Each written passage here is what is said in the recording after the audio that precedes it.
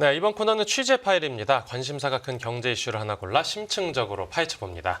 네, 중국 스타트업 딥시크가 내놓은 저비용 인공지능이 화제입니다. 이제 기존 개발사들의 비용 효율화를 촉진하고 또 미중 간 기술 패권 경쟁을 가속화할 거란 전망이 나오는데 그 관련 내용 서강대 기술경영대학원의 배경율 교수와 함께 다뤄보겠습니다. 네, 교수님 안녕하십니까? 네, 안녕하셨어요. 네, 먼저 딥시크가 내놓은 이 인공지능이 대체 어떤 인공지능입니까? 딥시크에 대해서 주말에 또 전주에 굉장히 많은 뉴스가 떴어요. 그래서 제가 이거 빨리 가서 우리 시청자들께 알려드려야 되는데 하는 부담감이 좀 있었습니다. 오늘 네네. 드디어 얘기할 기회가 있어서 제 목소리가 좀 별로 좋지 않기 때문에 좀 양해를 먼저 드리고 감기 기운이 아직 다 끝나질 않은 것 같습니다. 네. 딥시크는 뭐 깊은 데서 캐내다 뭐 이런 뜻을 갖고 있죠. 근데 네. 그게 그렇게 중요한 건 아니고요. 그냥 고유명사로 쓴 거다. 근데 고유명사로 썼는데 왜 그렇게 난리를 치느냐. 네. 싼 가격에 만들었다는 겁니다. 그러니까 가격이 이제 주로 화제가 된 부분이네요. 그렇습니다. 근데 그거 역시 저희가 좀 깊게 생각해 봐야 될 게 가격만 갖고 얘기를 하게 되면은 얘기할 수 있는 요소들이 굉장히 많습니다. 네네. 뭐 550만 불 정도 들었다고 하는데 뭐 챗GPT 4.0 같은 경우에는 뭐 1억 불 이상 들었죠. 근데 어떻게 계산하느냐에 따라서 많이 틀립니다. 그래서 그 계산하는 방법대로 얘기를 해서 뭐 95%를 날리고 5% 정도의 가격으로 만들었다라는 거는 좀 어불성설이고요. 만약에 딥시크가 챗GPT가 없었을 때에 그렇게 만들 수 있겠는가를 한번 생각해 볼 필요가 있어요. 그래서 챗GPT가 없이 뭐 550만 불에 만들었을까? 저는 전혀 그렇게 생각하지 않습니다. 그래서 챗GPT가 없는 딥시크는 존재할 수 없었다. 그러니까 역시 챗GPT에 많은 크레딧을 줘야 된다라는 생각은 하고요. 네. 근데 왜 그렇게 그 가격 말고도 가장 핵심적으로 저희가 봐야 될 게 거기에 오픈 소스라는 데에 방점을 둬야 됩니다. 네. 그러니까 뭐냐면 얼마나 자신이 있길래 오픈 소스를 하느냐. 오픈 소스라는 게 간단하게 말씀드려서 그들이 어떻게 개발했는지를 어떤 함수를 써서 개발했는지를 다 오픈시킨 겁니다. 그러니까 다 오픈시켰다는 얘기는 누구나 갖다 써도 된다라는 얘기예요. 그 얘기인즉슨 다 갖다 써도 되는 거와 더불어서 더 좋게 만들어서 더 빨리 가고 싶다라는 게 내재적 그 내포되어 있는核심이라고 볼 수 있죠. 그래서 저희도 갖다 쓸 필요가 있어요. 네네. 뭐 충분히 그 지금 딥시크 같은 그런 회사들이 중국에 한 5천 개, 4만 7천 개 정도 있다고 얘기하는 사람도 있고 뭐 5만 개 있다, 5천 개 있다 뭐 이렇게 얘기를 하는데 그게 중요한 것이 아니라 그거를 어떻게 응용해서 우리도 빨리 갈 수 있느냐. 2023년 5월에 딥시크라는 거를 창립을 했고 네. 한 2년도 채 되지 않아서 지금 그거를 오픈을 했는데 두 가지로 저는 줄여서 얘기할 필요가 있어요. 오픈 소스였다는 거. 그다음에 발표한 날짜가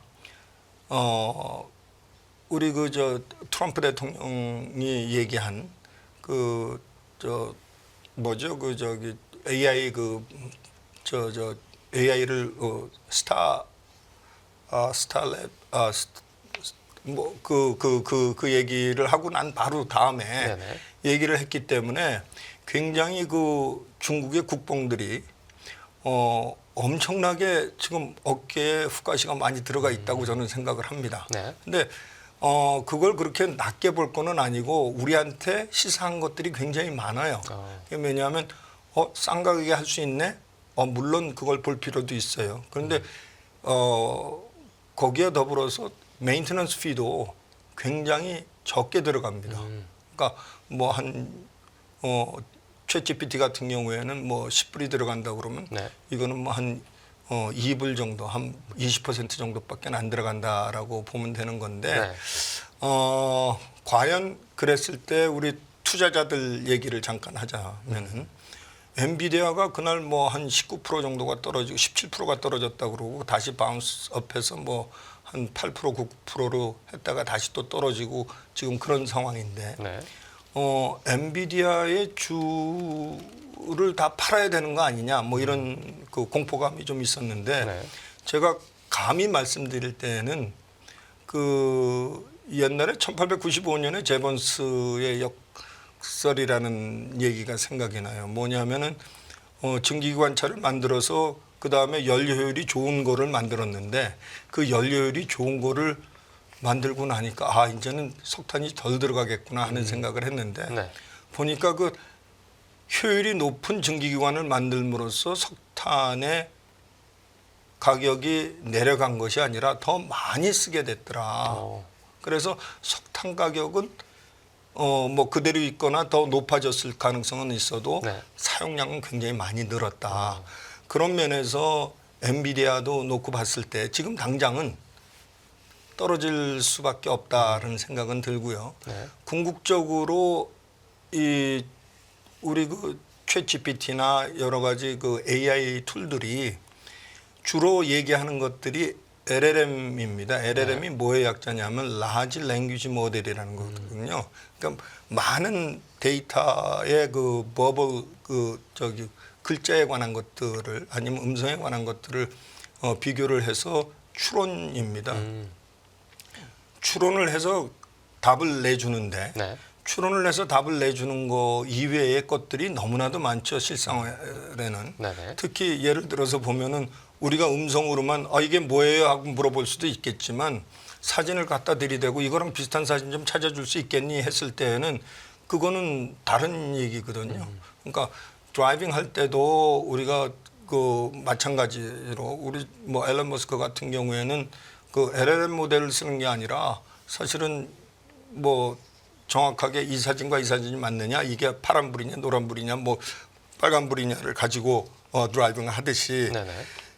여러 가지가 사실은 그 안에 내포되어 있고 앞으로도 더 발전될 수 있는 그 인공지능의 세계는 사람을 쫓아오려고 그러면 어마어마하게 많이 시간을 투자를 해야 되는데 그때에 더 고성능 프로세서가 필요하지 않을까 하는 개인적인 생각을 하면서 딥시크에 너무 놀라지 않았으면 좋겠다. 저는 무슨 생각을 해요. 주말에 웬 호들갑? 응? 왜 이렇게 난리를 치지? 네. 별거 아니다. 그러니까 챗GPT가 있음으로 해서 챗GPT는 2022년 11월 달에 나온 건데 네. 그 후에 뭐 2025년 1월 달에 발표한 거를 가지고 그리고 그거와 유사한 거 그거와 비교할 수 있기 때문에 한 거예요. 네네. 그러니까 뭐를 새롭게 만든 게 중요한 거지 그거와 비슷한 거를 거의 비슷한 거 당연히 후자가 돈이 덜 들어갈 수밖에 없죠. 그렇죠. 네. 그래서 이제 앞으로 나오는 후발주자들 아니면 지금도 이제 개발하고 있는 그 개발사들이 개발을 할 때 좀 자극을 받아서 이제 비용 절감을 어떻게 할까를 두고서 한참 이제 고심하고 있지 않겠습니까? 당연히 그렇고요. 우리나라도 그렇게 할 만한 인재들이 상당히 있습니다. 제가 볼 때는. 네네. 그리고 거기서 우려하는 바는 제가 우려하는 바는 뭐냐면은 우리의 그 펀드 시장이 그렇게 잘 돼 있지 않다. 그래서 굉장히 펀드를 모으기가 쉽지 않습니다. 양원펑이라는 그 친구도 자기가 펀드를 어디서 구한 것이 아니라 저는 사실 그 딥시크가 궁금한 게 아니라 네. 양원펑이가 만든 AI를 가지고 주식을 사고 파는 그 프로그램이 더 궁금해요. 네, 그걸 가지고 주식을 사고 팔아서 돈을 모으고 그게 한 5조 원 정도 있다는 거 아닙니까? 네. 자금이 충분하니까 그걸로 많은 것들을 할 수 있겠죠. 우리나라는 그 생태계가 없는 게 좀 안타깝죠. 네. 또 이제 이번 딥시크 등장으로 해서 뭐 또 경쟁이 기술 경쟁이 나타나고 그것 때문에 뭐 또 더 한층 더 기술이 발전하고 하는 건 좋은 건데 그 과정에서 이제 미국과 중국 간의 어떤 인공지능 기술 경쟁이 더 어떻게 한층 더 심화할 거란 얘기도 나옵니다. 심화하는 게 좋습니다. 경쟁이 많은 데에서 좋은 제품이 나오듯이 네네. 저는 경쟁은 필수 불가결 원칙이다. 그러니까 경쟁이 있을수록 더 좋은 제품을 커스터머들한테 더 많이 제공할 수 있다. 네. 그래서 우리의 모든 시스템이 전부 경쟁 체제로 바뀌어야 됩니다. 그러니까 저한테 뭐라고 그럴 사람들이 있을 거예요, 분명히. 그래, 너나 경쟁해라 그러고 말 텐데 우리가 우리나라에서만 경쟁을 해야 되는 것이 아니라 세계의 시장과 경쟁해야 된다는 것을 잊어서는 안 됩니다. 네. 그러니까 우리 편안하게 나 봐주고 뭐 혈연, 학연, 지연 뭐 이런 것들로 다 봐줄 수 있겠지만 세계 시장에서 그게 통할까요? 절대로 통하지 않습니다. 그래서 제가 언젠가 얘기했듯이 우리가 기업을 만들 때에는 그 기업이 세계 시장에 맞는가를 봐야 되고 제품도 세계 시장에 맞는 제품을 만들었는가를 봐야 되는 것이지 네. 또 딥시크 같은 경우에도 세계 시장을 향해서 오픈 소스를 내놓은 거 아니겠어요? 우리는 그것도 갖다가 또 써서 다른 제품을 만들 수 있고 네. 이미 나와 있는 것들도 있습니다. 그렇죠. 네. 우리 그 업체 중에 그 하렉스 인포텍이라고 있어요. 네. 거기 같은 경우에는 상거래를 아예 그냥 AI 그거를 만들어서 쓰고 있습니다. 네. 그래서 우리나라에도 사실 많은 기업들이 이미 활용하고 있고 쓰고 있는 그런 시스템이다라고 보시면 됩니다. 네, 또 우리 토종 인공지능이 세계 무대에서도 활약하는 날을 기대하면서 오늘 취재 파일은 여기서 마무리하도록 하겠습니다. 교수님 잘 들었습니다. 네, 감사합니다.